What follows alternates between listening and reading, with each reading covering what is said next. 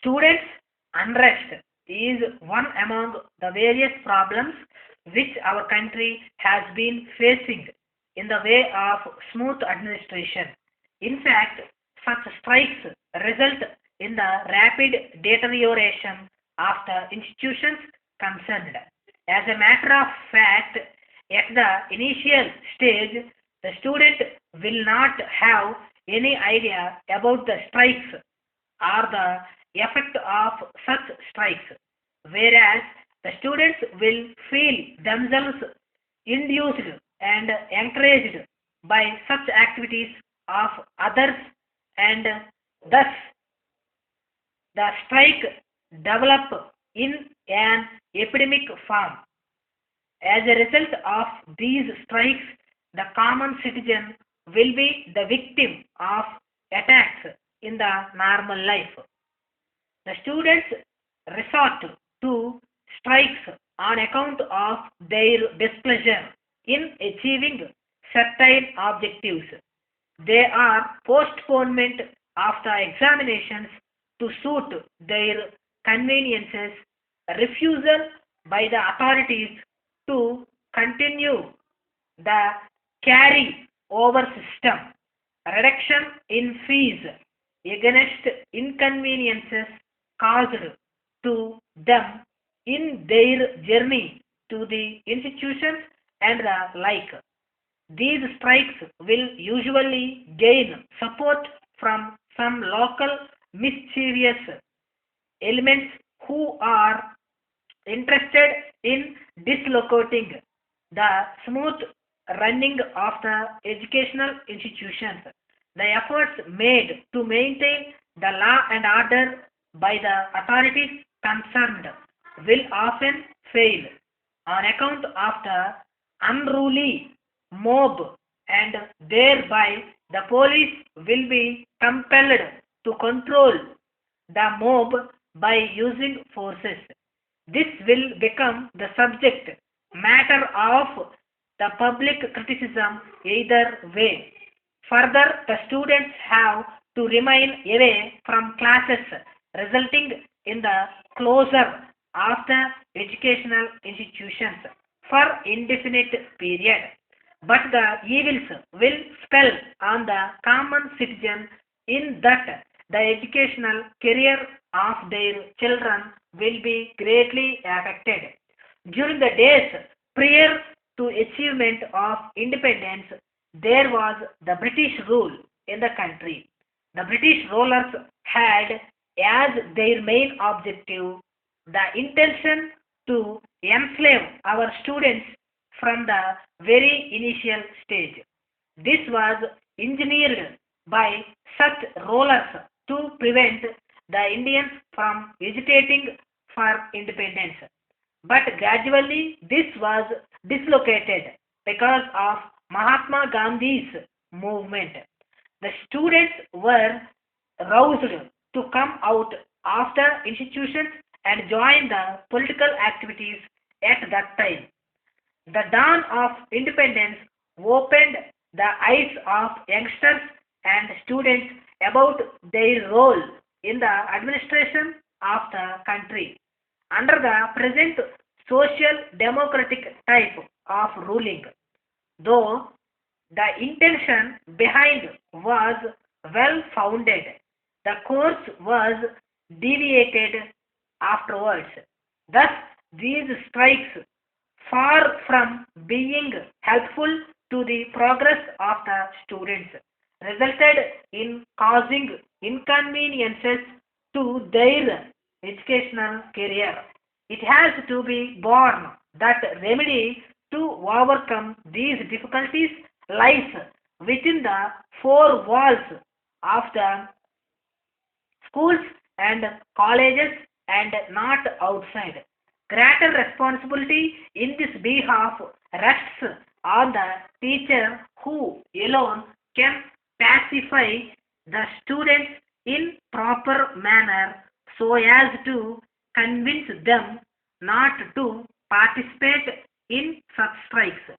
In order to achieve this, it is needless to stress on the government the importance of providing suitable training to the teaching staff in that field. It is necessary to impress on the teaching staff the need for concentrating attention more towards studies, sports, and developmental activities. It is also necessary to make the students give up the idea of carrying out the strikes. This could be possible only if the students are made to understand that their activities will operate as a bar in their educational career. It is very essential to see that as the students advance in higher studies, care should be taken to encourage only the intelligent students to take up higher studies like engineering, medical, and so on. Thus, it is possible to eliminate students incompetent in higher studies. This will enable the proper selection of persons to public service at the very initial stage.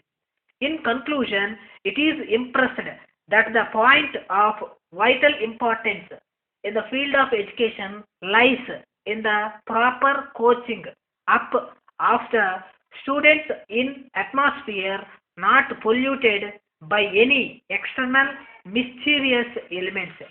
Maintenance of cordiality among the students and teachers is also a basic aspect for consideration. A good understanding between the teachers and the management of educational institutions is also required.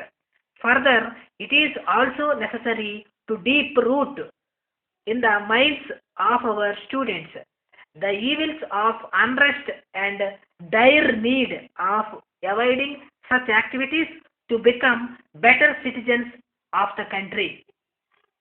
Dear sir, thank you very much for your letter of 7th ultimo, wherein you have requested us to consider you for appointing as our sole distributors in marketing our famous pressure cookers in your entire district. In this context, we are happy to inform that our commercial manager who has visited your business premises during last month has reported to us that your business premises is situated in Mahatma Gandhi Circle, which is the heart of your city for business activities. Further, his enquiries also revealed that you command a good name in business circle throughout the district. We are therefore extremely pleased to appoint you as our sole distributors in your district. As regards the prices of the pressure cookers, we enclose herewith a catalogue containing our revised price list. As per the terms and conditions for dealership, you shall have to keep a deposit of not less than rupees 10,000. Every order to supply goods must accompany with crossed demand draft towards the price of the goods intended. On the sale of every cooker, you will be getting 5% commission besides 2% rebate on the net sales. Further, we wish to inform that in view of the recent amendments to the Sales Tax Act, you have to charge 3% tax on the sale of cookers as last seller in case they are sold to consumers. No tax is chargeable when sales are made to dealers, but a declaration has to be insisted upon. We feel that you are well aware of these facts. In view of this, there is a slight rise in the prices of our pressure cookers. We hope that you will convince these facts to your customers and sub dealers. We hope to receive your esteemed orders soon.